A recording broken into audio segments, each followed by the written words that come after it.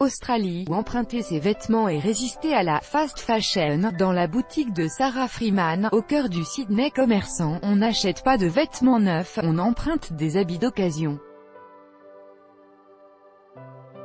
Un acte militant, pour dire non à la fast fashion, et aux ravages environnementaux du consumérisme.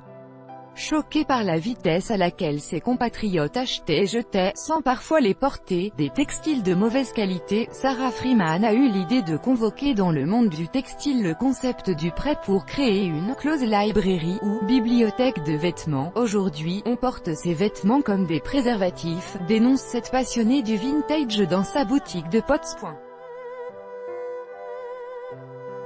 On les porte une fois puis on les jette. Sur le papier, ce n'est pas ce à quoi les vêtements sont destinés.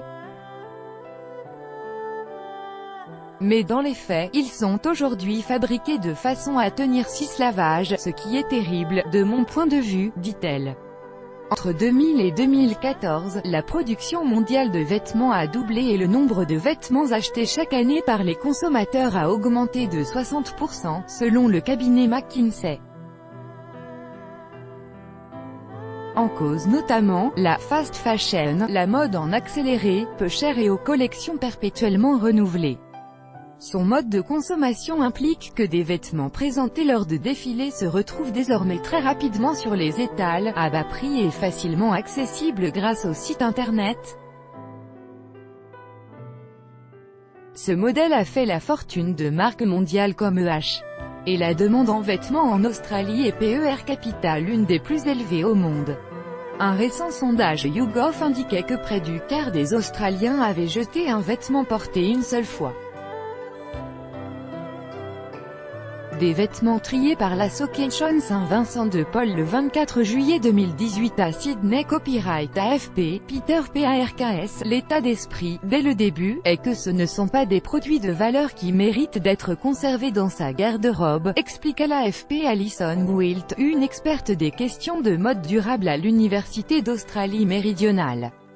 Au centre de distribution de Sydney de la Société de Saint-Vincent de Paul, une organisation de bienfaisance qui recycle notamment les vêtements, ont dit avoir constaté ces dernières années une baisse de la qualité des textiles. Certains produits ne tiennent que 2 ou 3 lavages, déplore le directeur George Blackley. Mais les arrivages, eux, augmentent en volume parce que les gens se séparent plus vite de leurs habits. Jadis, les collections étaient en magasin 6 mois après leur présentation. Mais les réseaux sociaux ont contribué à changer la donne. Le public découvre les nouvelles collections en temps réel et n'a plus de raison d'attendre.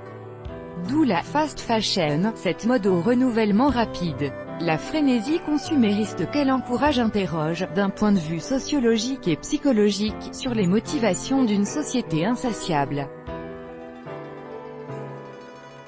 Elle favorise le travail dans des ateliers à bas coût aux conditions souvent déplorables et génère un désastre environnemental en raison des quantités de déchets produits. Pouvoir du consommateur. Les cours d'eau proches des usines sont pollués en raison des rejets de substances chimiques.